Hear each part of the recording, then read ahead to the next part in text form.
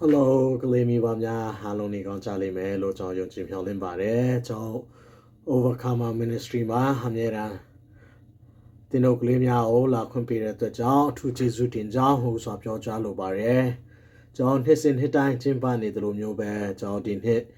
နောက်လဒီဇင်ဘာလပထမပတ်ရက်စနေနေ့ဒီဇင်ဘာလ6ရက်နေ့မှာကျွန်တော်တို့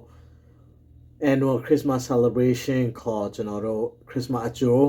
ကလေးမိဘများနဲ့ဆရာဆရာမများတွေ့ဆုံပွဲကိုပြုလုပ်ကျင်းပမှာဖြစ်တဲ့အတွက်ကြောင့်ကလေးမိဘရောက်စီတိုင်းကိုကျွန်တော်အထူး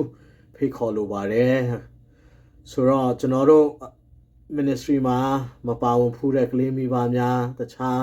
အတိမိတ်ဆွေများရှိခဲ့လို့ရှင်လဲထပ်ဆင့်ဖိတ်ခေါ်စီလိုပါတယ်နေကြလို့ရှင်တော့ကျွန်တော်တို့ကလေးမိဘများအများအားယူဆောင်နေကြ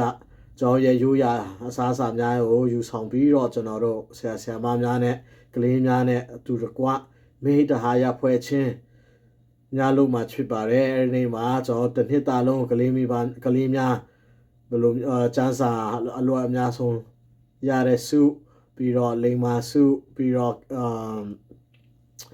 တခြားစုရေမြောက်များစွာရရှိမှာဖြစ်တဲ့အတွက်ကြောင့်ကလေးမိဘများမိသားစုအရောက်စီတိုင်းကိုအထူးဖိတ်ခေါ်ကြိုဆိုချင်တာဖြစ်ပါတယ်အဲဒီနေ့မှာမပြတ်မကွက်လာကြဖို့အတွက်အထူးဖိတ်ခေါ်လိုတယ်အမှန်ဆိုတော့အဲဒီ